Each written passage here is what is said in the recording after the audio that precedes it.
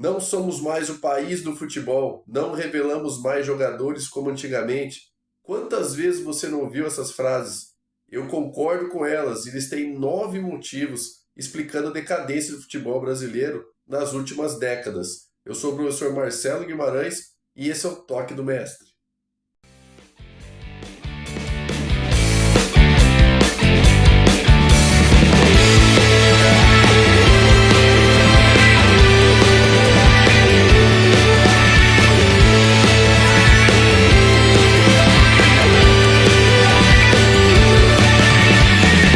Será que ainda somos o país do futebol?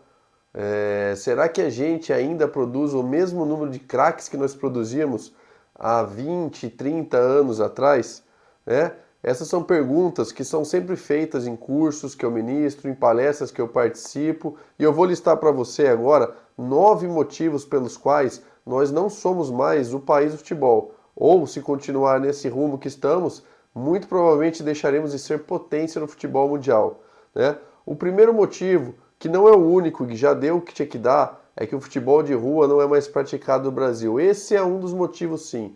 Né? O futebol de rua, ele tem as suas características próprias, aquelas qualidades que faz com que o atleta desenvolva algumas habilidades diferentes que em outras partes do planeta não tinham, né? Por exemplo, o quicar irregular da bola, o improviso, o drible, finalização rápida, mas enfim, sem contar no que eu acho que é o mais importante, que são os atributos cognitivos e comportamentais que a rua ensinou ao jogador brasileiro. A boa malandragem, o saber se defender, o saber enfrentar o adversário maior, o saber jogar em desigualdade numérica, enfim, N fatores, mas não é só o futebol de rua que fez com que a gente perca essa nossa característica de produção de atletas, né? Vou listar outros 8, aí já foi um.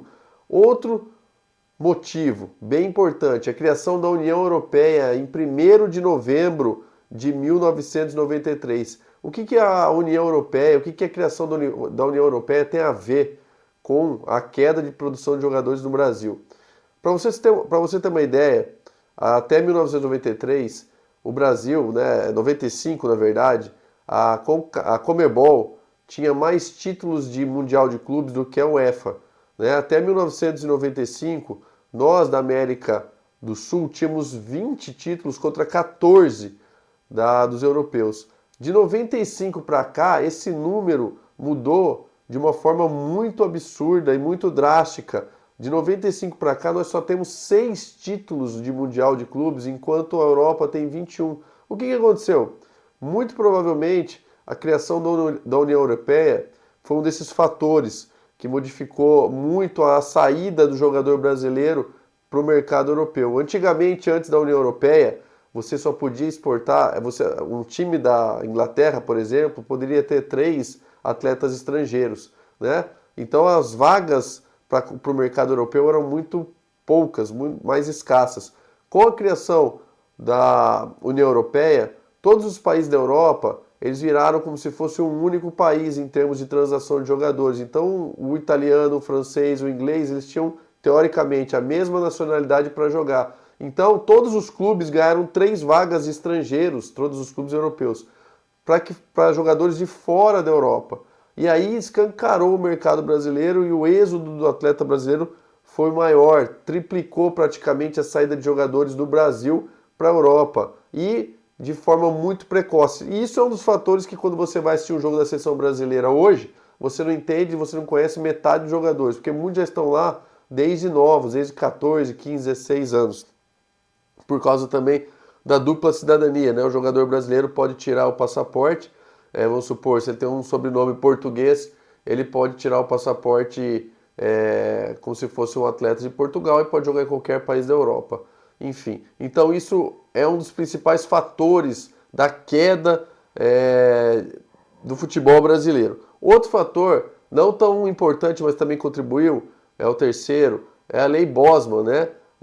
Que o jogador Jean-Marc Bosman, em 1995, ele ganhou o direito. Na verdade é um assunto muito complexo, mas a Lei Bosman deu mais facilidade de um jogador sair de um clube para o outro no final do seu contrato né? Não tinham as renovações automáticas. Então, isso facilitou também a saída de um jogador para o clube, para outro clube e fez com que a troca de atletas fosse mais rápida, as negociações fossem mais rápidas entre os clubes. E foi outro fator que também modificou muito e acelerou muito a ida do jogador brasileiro para a Europa.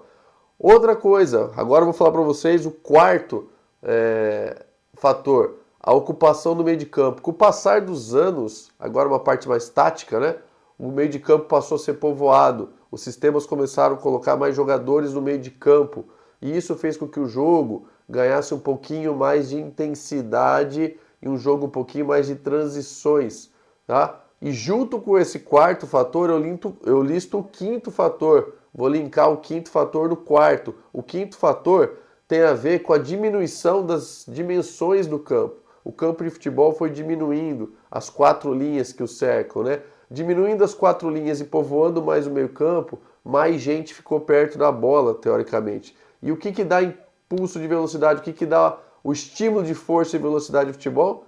É a proximidade da bola. Então, quanto mais gente próxima da bola, mais força, mais velocidade o futebol ganha, tá? Então o jogo ficou mais rápido, ficou mais veloz, o jogador brasileiro não se adaptou tão bem quanto o europeu para esse tipo de jogo. O sexto fator, que eu acho talvez o principal, é a mudança no tipo de marcação do futebol mundial. No início, os europeus queriam frear os jogadores brasileiros, os jogadores argentinos, e eles faziam uma marcação individual nos jogadores, tá? Tentando inibir o talento do nosso atleta. Só que com o passar do tempo, eles perceberam que não bastava fazer a marcação individual, porque o nosso jogador tem um contra um, né, que é o duelo, muito bom. Então, quando ele se livrava da marcação, ele conseguia abrir espaço ou para ele ou para algum amigo, companheiro da equipe dele. E aí ele achava os espaços na defesa adversária. A Europa, percebendo isso, começou a mudar o tipo de marcação e fez uma marcação setorial, principalmente com os balanços de linha. E aí o jogador brasileiro e latino, né, de uma forma geral, tem muita dificuldade em atacar os espaços. Então, o que a Europa fez? Em vez de marcar o jogador, né, e a bola, ele marcou o espaço, tá? E o jogador brasileiro sempre teve desde novo, desde criança, aquela relação muito próxima de homem-bola e não homem-espaço. Então, quando o brasileiro joga o futebol, ele fica focado mais na bola, principalmente no ato de conduzir, de driblar, e ele acaba perdendo a noção espacial. E hoje o que a gente precisa é que o jogador agrida o espaço. A gente sabe que a gente tem 11 em campo, só um tem a posse de bola, os outros 11 vão ter que jogar de alguma forma na fase ofensiva. Então, um contra um nosso é espetacular, é muito bom, só que ele já não basta, porque quando você passa, ainda tem a marcação setorial. Tá? Então, esse é o principal motivo que fez com que os jogadores brasileiros tivessem uma queda de rendimento. A marcação zonal e não a individual. O brasileiro tem uma relação muito boa, homem-bola, mas tem uma relação ruim, homem-espaço. Então uma dica muito importante que a gente tem que treinar nas escolas não é somente o 1 contra 1, né, escolas de futebol, o 1 contra 1, e sim a ensinar o nosso atleta a agredir o espaço, ao jogador brasileiro jogar sem a bola, sabendo que tem uma bola para 11 em uma equipe, né, na fase ofensiva. Então, outros 10 vão ter que fazer alguma ação e muitas vezes essa ação deve ser procurar espaços vazios. A gente não ensina isso, tá bom? Outra coisa outro motivo, que seria o sétimo motivo, a gente precisa fazer com que o nosso jogador melhore a leitura de jogo dele. O jogador brasileiro precisa ser mais culto, precisa conhecer mais do jogo, da teoria do jogo também e melhorar os trabalhos de tomada de decisão. O brasileiro é incrível no 1 contra 1, em situações de espaço fechado, a criatividade do brasileiro para dar um drible, para fazer até um passe no espaço curto é absurda, é a melhor do mundo ainda. Só que no ambiente aberto, o brasileiro se perde, muitas vezes toma a decisão errada, tá bom? Então a gente precisa criar exercícios na base, nas escolas de futebol, que façam com que o nosso atleta pense e tome decisões, né? Então é muito importante isso na base, criar esse tipo de exercício, fazer com que o nosso atleta pense principalmente no último terço do campo, que é o fim da ação ofensiva, que é a mais objetiva para fazer o gol, né? Outra coisa que é importantíssimo também, a gente bate na tecla que o futebol brasileiro não produz mais craques, só que a gente tem um conflito muito grande de gerações. Quem são os treinadores de agora pertencem à geração Y. A geração Y é uma geração diferente, com pessoas nascidas na década de 80, né? São pessoas que têm um ar um pouquinho mais militarista, um pouquinho mais resiliente, um pouquinho mais voltado para a atividade física, um pouquinho mais voltado para o treinamento. A geração Z, a geração atual, é uma geração menos resiliente, é uma geração mais imediatista e que não aguenta muita pressão. E então a gente tem um conflito de treinadores com essa geração. Não é culpa da geração atual e não é culpa da geração antiga. O que a gente precisa fazer é sintonizar essa comunicação entre as gerações. E quem manda geralmente é a geração X, né? É a geração Y, perdão. Que é a geração que está vindo comandando as equipes, seja na base ou profissional. E essas equipes são formadas por atletas da geração Z. Então a gente tem um conflito muito grande aí e isso gera também confusão para os atletas, tá bom? Então a gente também tem que estudar bastante aí para comandar a nova geração. E o nono motivo, que é muito grave, é a arrogância do brasileiro em relação ao futebol. O treinador brasileiro acha que sabe mais que qualquer um, o jogador brasileiro acha que é melhor que qualquer um, porque durante anos sempre fomos o país do futebol e nós não somos mais o país do futebol.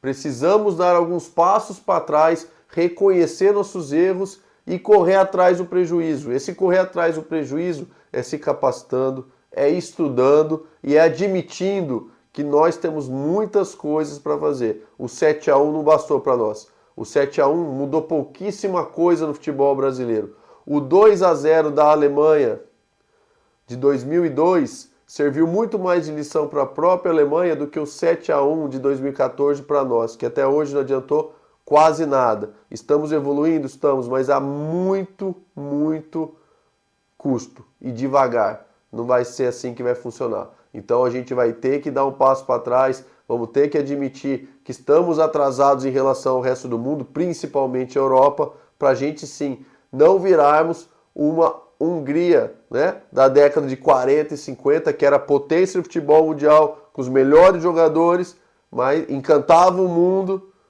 só que hoje está reduzido a pó em termos de potências de futebol no mundo. Tá bom, pessoal? Esses foram os 9 motivos da escassez, né, e pelos quais nós não somos mais o país do futebol. Eu sou o professor Marcelo Guimarães e me segue aí no canal, dá um like e compartilha. Valeu, pessoal!